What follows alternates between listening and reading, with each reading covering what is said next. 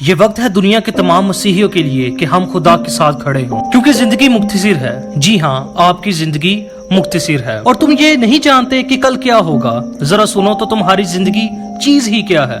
بخارات کا سا حال ہے، ابھی نظر آئے ابھی غائب ہو گئے۔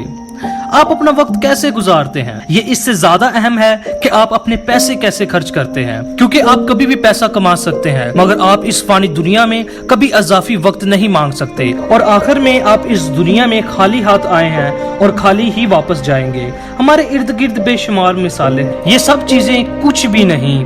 آج میں بالا کی چیزوں کے خیال میں رہو، نہ کہ زمین پر کی چیزوں کے۔ خدا کا کلام ہمیں بتاتا ہے، بس غور سے دیکھو کہ کس طرح چلتے ہو، نادانوں کی طرح نہیں بلکہ دناؤں کی مانی چلو، اور وقت کو غنیمت جانو کیونکہ دن برے ہیں۔ اور اب جانتے ہیں کہ ہم کس دور میں سے گزر رہے ہیں جہاں لوگ اچھے کو برا اور برا کو اچھا کہتے ہیں۔ میں دنیا کے سب مسیحیوں کو پکارتا ہوں کہ آؤ ہم خدا کے ساتھ کھڑے ہوں، جاگتے رہو، ایمان میں قائم رہو، مردانگی کرو، مضبوط ہو۔ ابتدائی کلیسیا نے اور مسیح یسوع کے شاگردوں نے مسیح کے لیے اپنی زندگیاں دے دی۔ یوحنا کے علاوہ تمام شاگردوں کو مارا گیا، اسطیفنس کو سنسار کیا گیا۔ وہ شعلہ جو مسیح یسوع میں اب لوگوں میں جلتا ہے، اس دنیا کو بجانے نہ دو، بلکہ آؤ ہم خدا کے ساتھ کھڑے ہوں، برائی کے خلاف کھڑے ہوں، چاہے ہمیں کیسے بھی قیمت ادا نہ کرنی پڑے، کیونکہ نیم گر مسیحیوں کے لیے آسمان کی بادشاہی میں جگہ نہیں۔ آپ گناہ گار دنیا اور خدا کو ایک ساتھ نہیں رکھ سکتے، کیونکہ ایک لکیر کھینچ دی گئی ہے۔ آپ سچائی کو انتخاب کریں اور نتائج کے لیے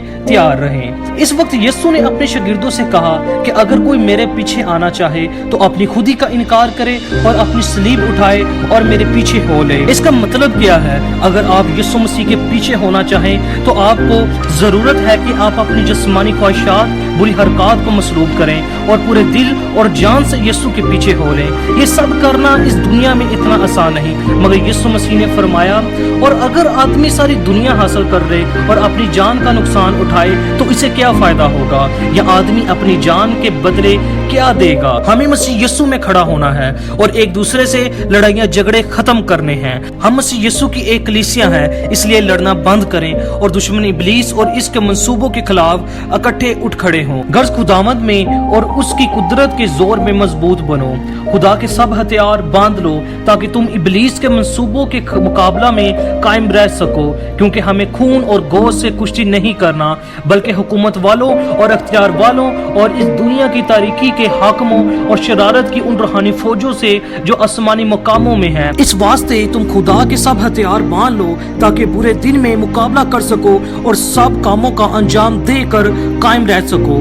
بس سچائی سے اپنی کمر کس کر اور راست بازی کا بکتر لگا کر اور پاؤں میں صلح کی خوشخبری کی تیاری کے جوتے پہن کر اور ان سب کے ساتھ ایمان کی سپر لگا کر قائم رہو، جس سے تم اس شریر کے سب جلتے ہوئے تیروں کو بچا سکو۔ ابھی یہ وہ وقت ہے کہ ہم ایک دوسرے سے لڑنا بند کریں، بلکہ یہ وہ وقت ہے کہ ہم آپس میں میل ملاپ رکھیں اور مل کر خدا کے ساتھ کھڑے ہوں۔ Let's come together and stand up with Lord.